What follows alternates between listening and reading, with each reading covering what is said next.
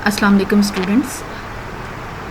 आज हमने जो चैप्टर स्टार्ट करना है वो है सरकारी मालियात, जिसे हम पब्लिक फ़ाइनेंस भी कहते हैं। इस चैप्टर में हम सरकारी मालियात से जुड़े तमाम तर कॉन्सेप्ट्स को देखेंगे। आज के लेक्चर में हमने बुनियादी मालूमात देखनी है कि सरकारी मालियात होती क्या है, इसका कॉन्सेप्ट देखना है, और साथ के साथ हमने ये भी देखना है कि जो सरकारी मालियात है उसका निजी मालियात के साथ फ़र्क क्या है, प्राइवेट फाइनेंस जिसको हम कहते हैं। सबसे पहले हम देखते हैं सरकारी मालियात क्या है। सरकारी मालियात में इस बात का मुताला किया जाता है कि हुकूमत की आमदनी के ज़राए कौन कौन से हैं और इनसे हासिल करदा आमदनी को वो किस तरह आवाम की फलाह बहबूद के लिए मुख्तलिफ मदाद पर ख़र्च करते हैं। यानी गवर्नमेंट की इनकम और एक्सपेंडिचर्स का जो सारा हिसाब किताब है उसको सरकारी मालियात या पब्लिक फ़ाइनेंस कहा जाता है। यानी आमदनी कैसे हुकूमत हासिल करती है, किन ज़राए से हासिल करती है, और फिर उस आमदनी को किस किस जगह पे ख़र्च करती है। ठीक है, तो यू कैन से इट कि ये बजट के हवाले से भी एक टॉपिक है। ठीक है, जिसके बारे में आपने थोड़ा बहुत सुन रखा होगा। दूसरा होता है जी निजी मालियात। निजी कहते हैं प्राइवेट को। तो निजी मालियात क्या है? निजी मालियात के तहत देखा जाता है कि आम अफराद अपनी आमदनी किस तरह हासिल करते हैं और इसे अपने अखराजात कैसे पूरे करते हैं। यानी निजी मालियात में हम आम अफराद के इनकम और एक्सपेंडिचर्स का हिसाब किताब देखते हैं कि आम लोग किस तरह से अपनी आमदनी हासिल करते हैं और फिर उसे किन किन मदाद पर ख़र्च करते हैं। तो सरकारी मालियात का ताल्लुक़ हुकूमत से है, निजी मालियात का ताल्लुक़ आम अफराद से है। कॉन्सेप्ट दोनों का सेम है कि आमदनी और अखराजात का हिसाब किताब देखा जाता है कि आमदनी कैसे हासिल की जा रही है और उसको किस तरह से कहाँ कहाँ ख़र्च किया जा रहा है। ठीक है, तो ये आपको शॉर्ट क्वेश्चंस में आ सकता है कि सरकारी मालियात से क्या मुराद है, निजी मालियात से क्या मुराद है। नेक्स्ट आपका जो टॉपिक है, जो कि लॉन्ग क्वेश्चन में भी आ जाता है और शॉर्ट में भी आ जाता है, वो है सरकारी और निजी मालियात में फ़र्क। यानी जो पब्लिक फ़ाइनेंस और प्राइवेट फ़ाइनेंस है उसमें क्या फ़र्क है। अभी आपको डेफिनेशन में मैंने बताया ना कि सरकारी मालियात का ताल्लुक़ हुकूमत से है, निजी मालियात का ताल्लुक़ आम अफराद से है, लेकिन दोनों ही में आमदनी और अखराजात का हिसाब किताब देखा जाता है। ठीक है, तो अब हम यहाँ देखते हैं कि कौन से बुनियादी फ़र्क हैं जो निजी और सरकारी मालियात में पाए जाते हैं। सबसे पहला फ़र्क जो इन दोनों में है वो है आमदनी और ख़र्च का तरीक़ा कार। देखिए, जो तरीक़ा कार है इनकम और एक्सपेंडिचर का, वो फ़र्क है हुकूमत के हवाले से भी और आम अफराद के हवाले से। जो आम लोग हैं जब वो अपने घर का बजट बनाते हैं तो वो आमदनी का अंदाज़ा पहले लगाते हैं और ये ख्याल रखते हैं कि उन्हें अपने तमाम तर अखराजात को अपनी आमदनी ही में से पूरा करना है। ठीक है, जब आम अफराद की आमदनी में इजाफ़ा हो जाता है तो उनके अखराजात भी बढ़ जाते हैं। अगर आमदनी कम हो जाती है तो वो अखराजात को भी कम कर लेते हैं और सिर्फ बुनियादी ज़रूरियात ज़िंदगी को ख़रीदते हैं। लिहाजा आम अफराद अपने अखराजात को आमदनी तक महदूद रखने की कोशिश करते हैं। लेकिन हुकूमत जब बजट बनाती है तो पहले अखराजात का तखमीना लगाती है, यानी अखराजात का अंदाज़ा लगाती है कि कितने ख़र्च होने हैं और आने वाले साल में कितना ख़र्च होना है, और इसके मुताबिक वो आमदनी का जायज़ा लेती है कि कितनी आमदनी हासिल होगी।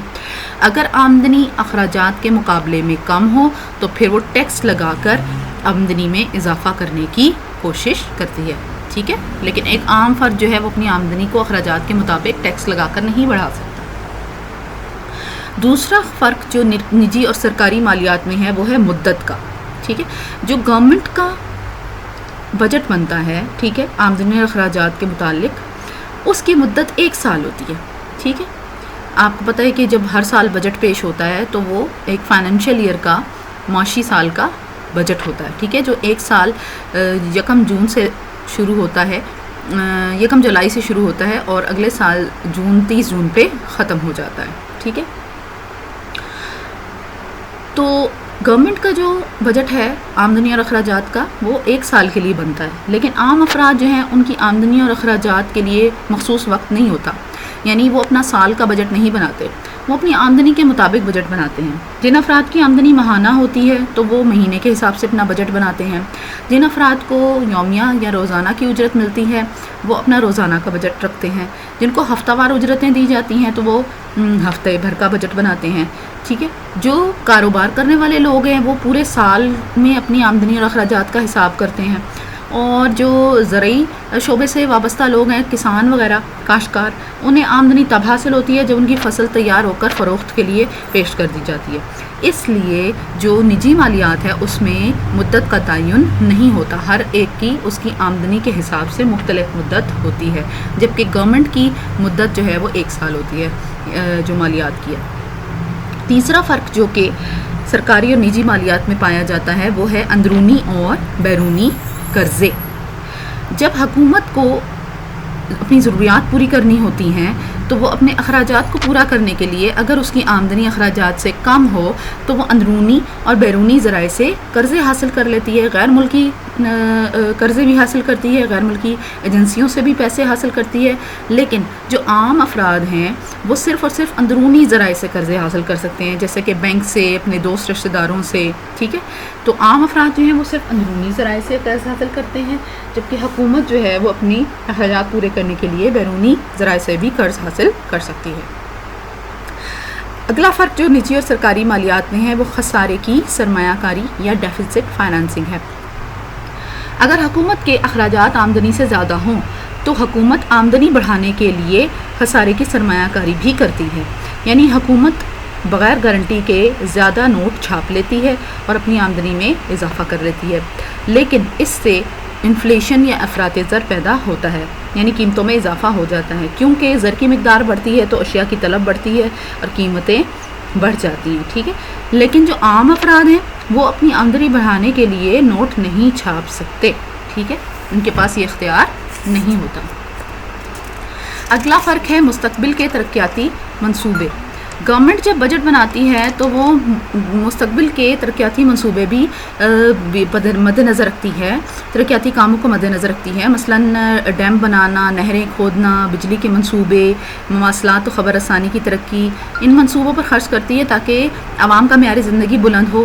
لیکن جو عام افراد ہیں وہ اپنی موجودہ ضروریات پوری کرنے کے حوالے سے ہی بجٹ بناتے ہیں، لیکن وہ کچھ رقم اپنے پاس محفوظ رکھتے ہیں مستقبل کے لیے، لیکن بڑے پیمانے پر ترقیاتی منصوبوں کے سطح پر وہ اپنی آمدنی کو مستقبل کے لیے محفوظ نہیں کرتے۔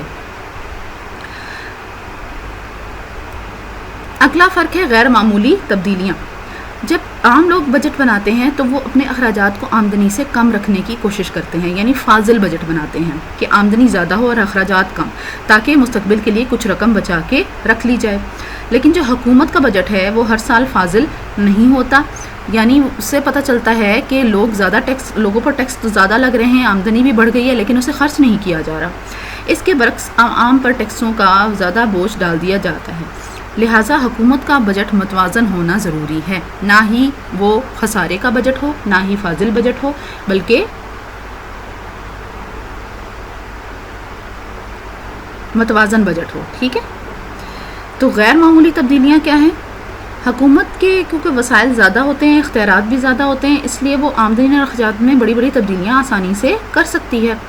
اندرونی بیرونی ذرائع سے سرمایہ حاصل کر سکتی ہے، قرضہ حاصل کر سکتی ہے، لیکن عام افراد آمدنی اور اختیارات محدود رکھتے ہیں، اس لیے ان کے اخراجات میں زیادہ تبدیلی نہیں ہو سکتی۔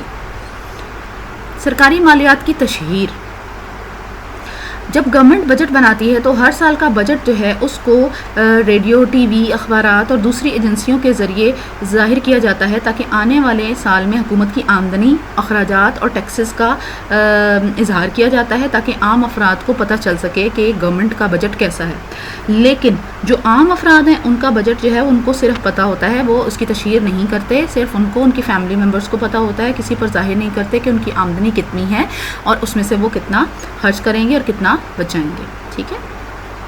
مزید یہ کہ جو مالیات کا ریکارڈ ہے اور تحفظ ہے، جو سرکاری مالیات ہے اس میں حکومت کی جو آمدنی اور اخراجات کا جو ریکارڈ ہے اسے رکھا جاتا ہے۔ نیا بجٹ بنایا جاتا ہے تو پچھلے بجٹ کو بھی مد نظر رکھا جاتا ہے، لیکن جو نجی مالیات ہے اس کے تحت لوگ اپنی آمدنی اور اخراجات کا ریکارڈ محفوظ نہیں رکھتے۔ آخری فرق جو ہے سرکاری اور نجی مالیات میں وہ ہے غیر ملکی امداد اور تحائف۔ بعض اوقات ایسے حالات ہوتے ہیں، آفات، زلزلے، خشک سالی وغیرہ، تو حکومت کو دوسرے ممالک سے خصوصی امداد بھی مل جاتی ہے، تحائف بھی مل جاتے ہیں، جس سے ان کی آمدنی بڑھ جاتی ہے اور وہ اپنے معاملات کو درست کر لیتے ہیں۔ لیکن جو عام افراد ہیں انہیں بین الاقوامی سطح پر اس قدر رقوم یا تحائف کی شکل میں نہیں ملتی جس سے وہ اپنی آمدنی کو بڑھا سکے۔ تو یہ سارے فرق ہیں جو کہ ایک سرکاری مالیات کو نجی مالیات سے مختلف بناتے ہیں، ٹھیک ہے۔ تو یہ آپ لوگوں کو لانگ کوسچن میں بھی آ سکتا ہے، اس میں آپ نے سارے پوائنٹس دینے ہیں، اور اگر شارٹ کوسچن میں آئے تو پھر آپ صرف 4 پوائنٹس دیں گے، ٹھیک ہے۔